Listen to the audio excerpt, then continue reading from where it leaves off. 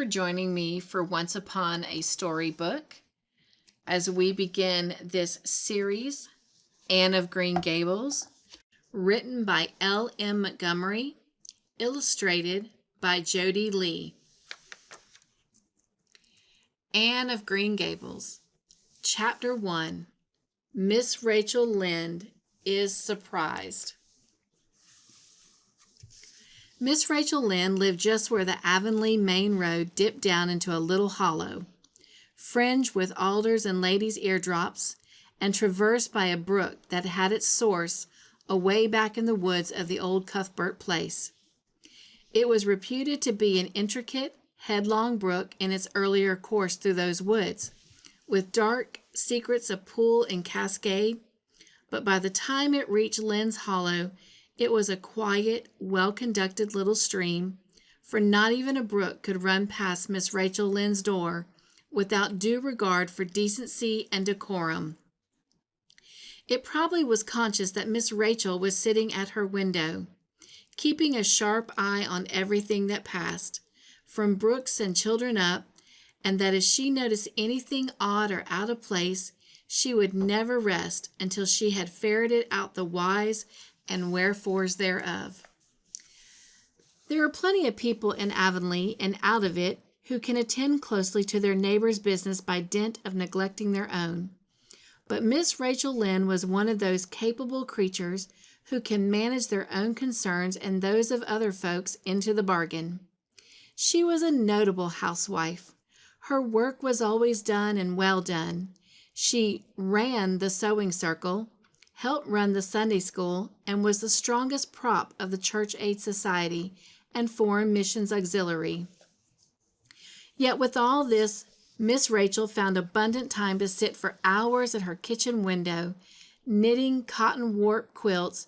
She had knitted 16 of them, as Avonlea housekeepers were wont to tell in awed voices, and keeping a sharp eye on the main road that crossed the hollow and wound up the steep red hill beyond.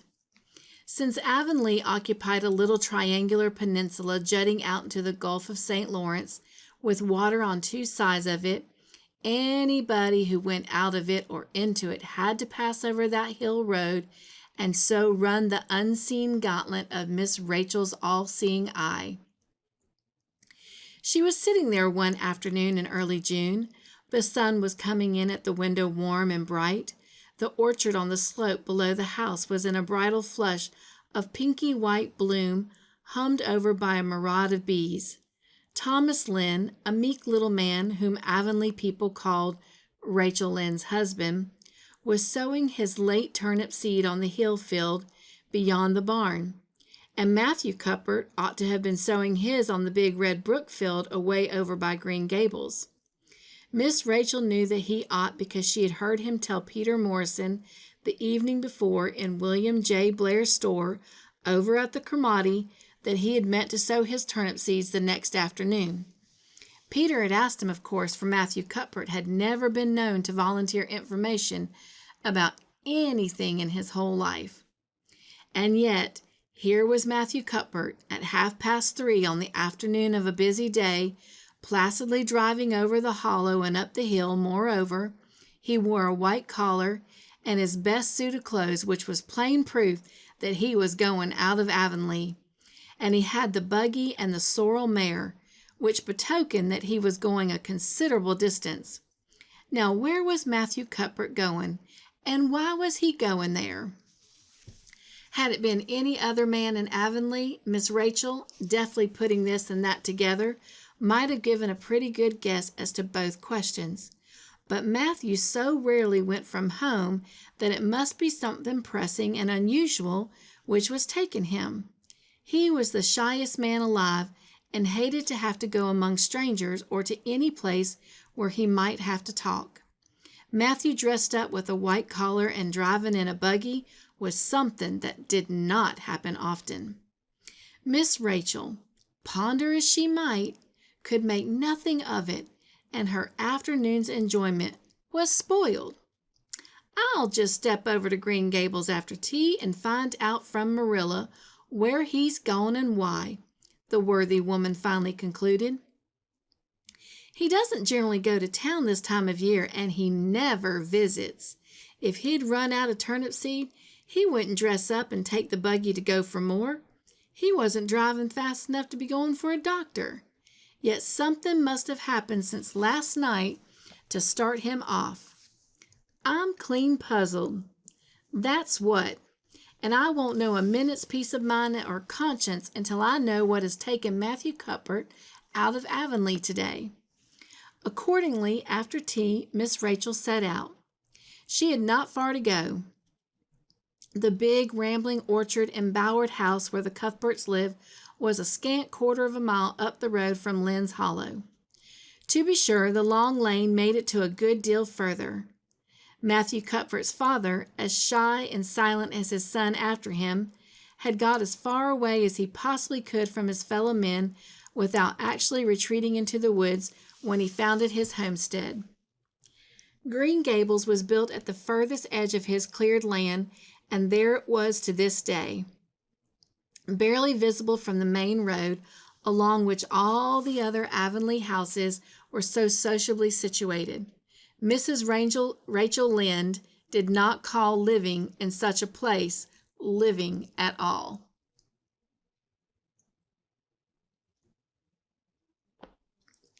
"It's just staying," that's what she said as she stepped along the deep-rutted grassy lane, bordered with wild rose bushes. "It's no wonder Matthew and Marilla are both a little odd, living away back here by themselves. Trees are not much company, though dears know if there were there to be enough of 'em. I'd rather look at people. To be sure, they seem contented enough, but then I suppose they're used to it. A body can get used to anything, even to being hanged, as the Irishman said." With this, Miss Rachel stepped out of the lane and into the backyard of Green Gables.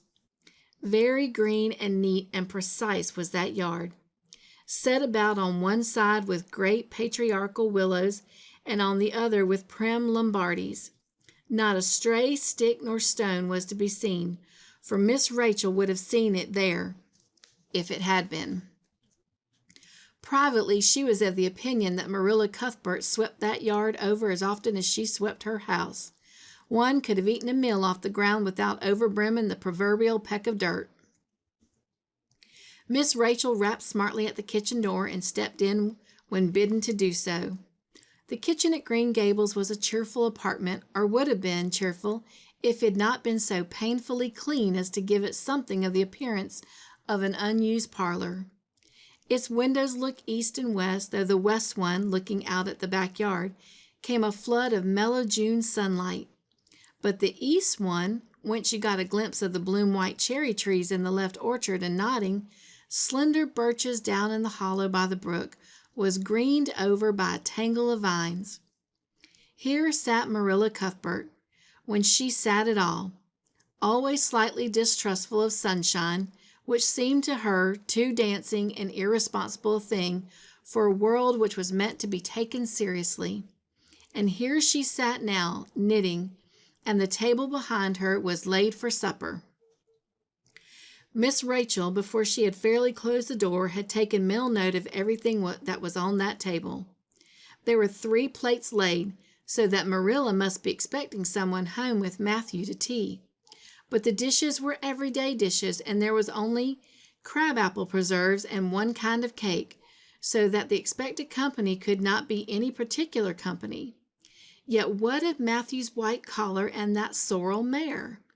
Miss Rachel was getting fairly dizzy with this unusual mystery about quiet, unmysterious Green Gables.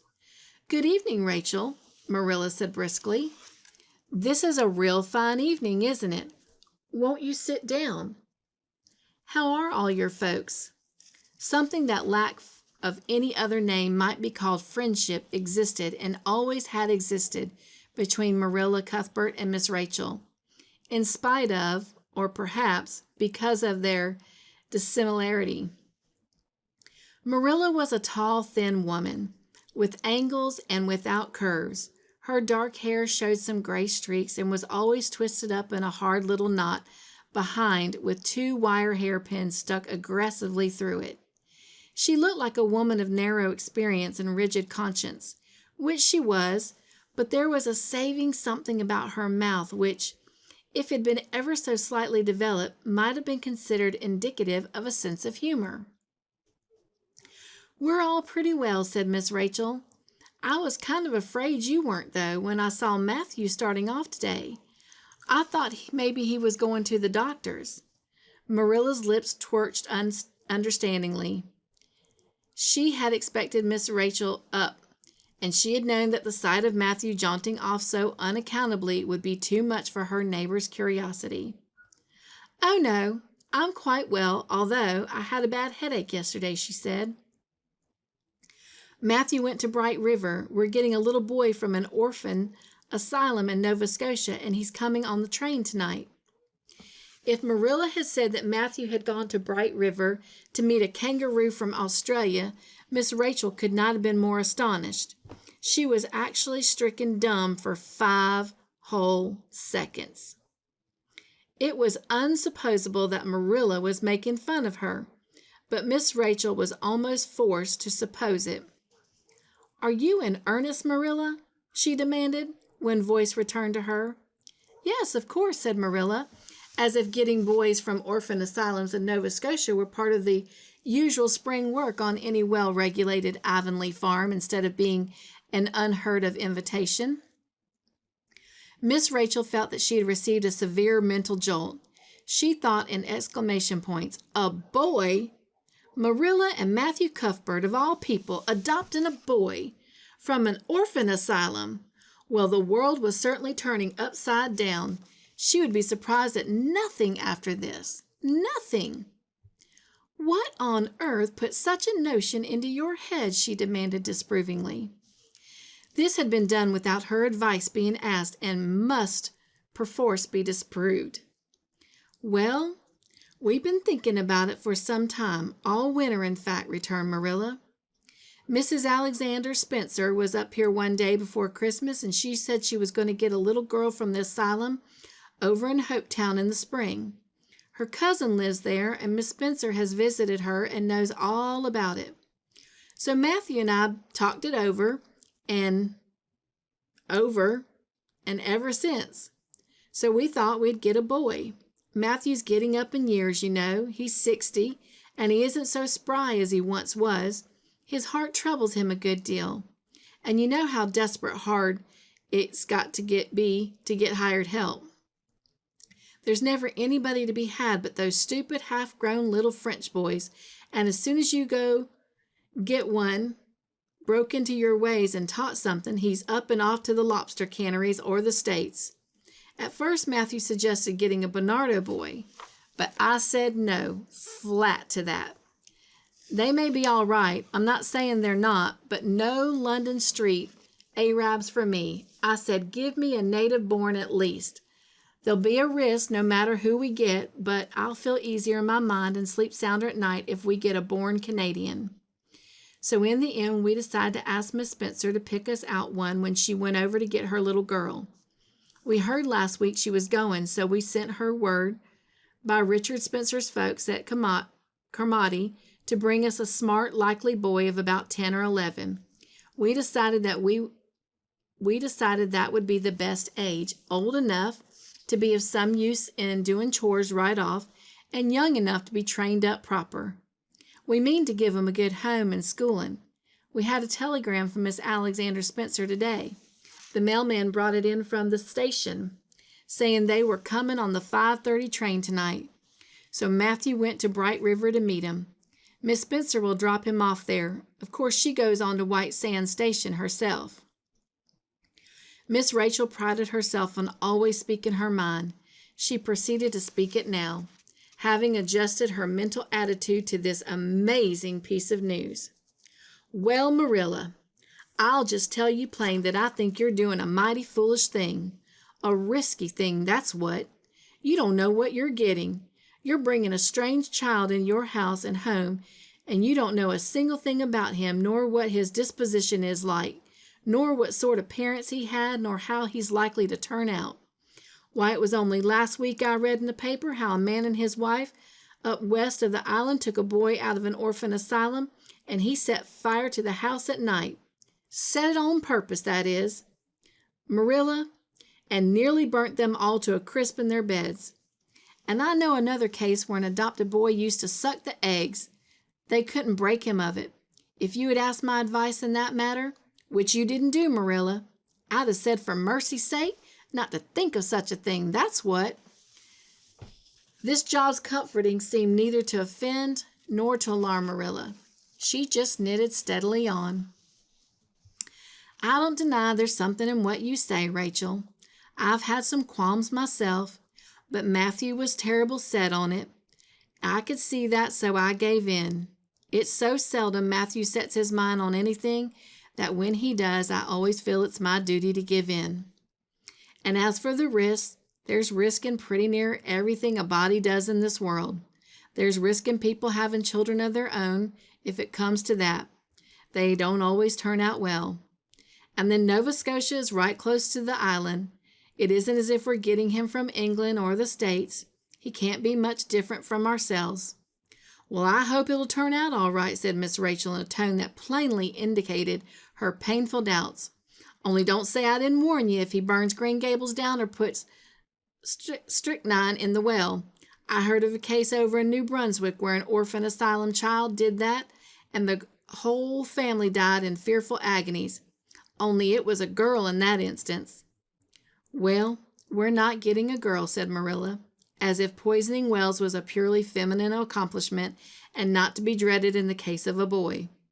I'd never dream of taking a girl to bring up. I wonder as Miss Alexander Spencer for doing it. But there, she wouldn't shrink from adopting a whole orphan asylum if she took it to her head. Miss Rachel would have liked to stay until Matthew came home with his imported orphan, but reflecting that it would be a good 2 hours at least before his arrival, she concluded to go up to the road to Robert Bell's and tell the news. It would certainly make a sensation second to none, and Miss Rachel dearly loved to make a sensation. So she took herself away, somewhat to Marilla's relief, for the latter felt her doubts and fears reviving under the influence of Miss Rachel's pessimism. Well, of all things that ever were or will be, ejaculated Miss Rachel when she was safely out in the lane.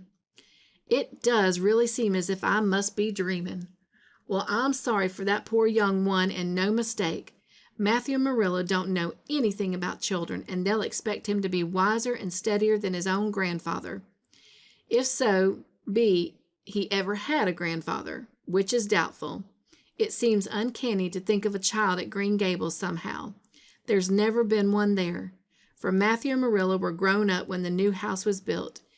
If there ever were children, which is hard to believe when one looks at them, I wouldn't be in that orphan's shoes for anything. My, but I pity him, that's what. So said Miss Rachel to the wild rose bushes out of the fullness of her heart.